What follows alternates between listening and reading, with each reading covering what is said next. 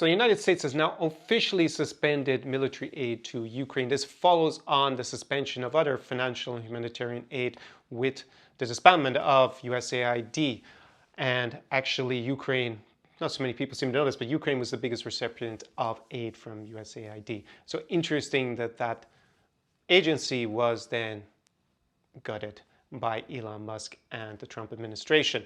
So not unexpected that we've had this latest move in what I see as trying to force Ukrainian President Volodymyr Zelensky to capitulate to basically Russia and Donald Trump's demands to have a ceasefire that is not likely to be respected by Russia, considering that, as Volodymyr Zelensky pointed out during that argument at the Oval Office on Friday, Vladimir Putin has violated all 25 of the ceasefires that he previously signed. So why would anyone expect him to respect the 26th, including when Donald Trump was actually the president? That seemed to draw Donald Trump's ire when that was kind of subtly pointed out, but he did not want, I guess, the general public in the US to realize that his trust me bro security guarantee, which is basically what it is. Donald Trump is saying, hey, we're going to have this raw earths, minerals deal. It's not really that. I've actually read the document. It is a reconstruction plan agreement that will be negotiated in the future. But basically says there will be some US contractors, miners on the ground, and that will be enough to deter Putin when Donald Trump is president. Of course, there are two problems with that. Number one, Donald Trump is, according to the US Constitution, not allowed to run for re-election. So that is less than 4 years away. And as I just said, Putin anyways violated ceasefires when Donald Trump was president. And I don't think the fact that there are some US miners on the ground, those guys can be airlifted out days before an actual Russian invasion. So I doubt that that's going to act as a big deterrent. Plus, it would be many years before they would be deployed. And it's actually unclear whether there are that many minerals to be extracted from Ukraine. The military aid, of course, is really important to Ukraine. We saw the effects, the negative effects on Ukraine's position on the battlefield when the US aid was held up, the previous US aid was held up in Congress, actually at the behest of Donald Trump. It was about, at this point, it's well over a year ago, and that led to Russia taking more territory than presumably they would have if the Ukrainians had that aid and had it earlier. So this is not the first time that Donald Trump has connived to cut off aid or suspend aid or delay aid to Ukraine for political purposes. And by cutting off this aid, it now represents at the moment about between 30 and 40% of Ukraine's materiel, their military hardware resources. So that will be a big blow that they will have to find a way to close the gap. Ukraine has been increasing its own domestic production of weapons over the last year or two with this war. So they are now in a better position than they would have been, say, back in 2022 or 2023 to manage and mitigate the effects of this, but it will be a significant obstacle. On top of that, Europe provides between 30 and 40% of Ukraine's military support at the moment. So presumably they're going to ramp that up, increase that amount of aid going forward, and actually invest a lot more in their own military production for themselves, because now that Donald Trump has taken a series of actions, his administration, at least along with J.D. Vance playing particular stride and role in this, starting with the Munich Security Conference, when he basically described Russia and China as not being the threat to Europe.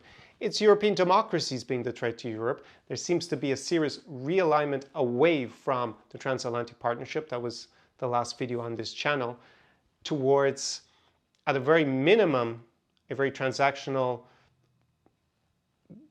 alliance of the willing on different issues, so to say, in global politics by the US, and perhaps even a realignment with Russia. Now, there are a lot of speculation, and maybe I'll go into that in more detail in another video. But in these negotiations that Donald Trump has decided to launch with Russia, excluding Ukraine to a large extent, he has basically conceded lots of bargaining chips just straight to Russians in exchange for nothing. And he seems to be trying to force the Ukrainians just accept they need a ceasefire, which will almost certainly put them in a weaker position vis-a-vis Russia and this war, because he wants to be able to declare peace And I would say it's peace in our time. So the military aid and overcoming that shortfall will be a significant problem for Ukraine. They probably will lose a little bit of momentum on the battlefield as a result in the short term. In the medium to long term, of course, that can be rectified. The US could also decide to unsuspend its military support, and that may come about possibly if Ukraine still doesn't capitulate to Donald Trump's demands and things start to change with respect to the Russo-Ukrainian war. Russia could have the expected economic problems going forward, and that might actually have a big effect on how these dynamics play it out. So, not an unexpected move. It is, of course, greatly concerning. It is now even more debatable whether the United States is in an alliance with European democracies at all. We wouldn't say we're definitively at the point where we can say that we've crossed the Rubicon, but we're getting very, very close to it in terms of the US realigning itself away from what has been its traditional alliance for almost 80 years, with NATO obviously as one of the main pillars. And that raises a lot of questions about possibly what's happening politically in the US going forward if they are going to align with authoritarian regimes and actually become more and more hostile towards democracies that have been their allies. And we see that in lots of different areas. We now are going to have a trade war, it seems, between US with Canada and Mexico, again, two of its allies, also with the European Union. So write me down below what you think the strategy is from the Trump administration. Is there actually a strategy, or is he just making it up as he goes along because his ego is attached to forcing Ukraine to capitulate to Moscow's terms for a ceasefire so he can declare a peace in our time and come back with his little white piece of paper, presumably a little pinky promise note from Vladimir Putin that he won't attack, at least when Donald Trump is president, which gives Donald Trump, I guess, a reason to say he should be staying on for more than his constitutionally limited 2 terms, but that's just me speculating on that point.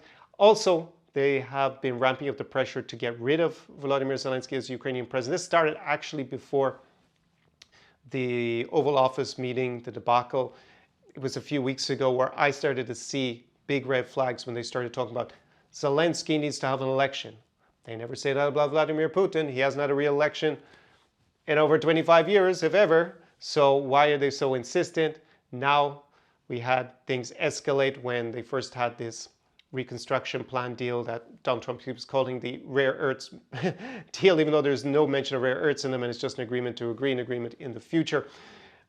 When Zelensky refused to sign the diktat that he was presented at the beginning of a very different draft, he was then called a dictator, said that he hadn't, by Donald Trump, also that he only had 4% approval. All this stuff just made up by Donald Trump. Then he walked up back a few days before the Friday meeting saying he can't believe they ever said that. So just a lot of things been said in the heat of the moment, or as a strategy that then get walked back, but it makes a mockery of the US and their positions. They can't be taken very seriously if they're going to be throwing out these words, never, obviously not calling Vladimir Putin a dictator, apparently, which would go without saying that he is one. So now we see more and more calls that Zelensky needs to come back and apologize and sign whatever we want and agree to a ceasefire, or else we need a new leader in Ukraine.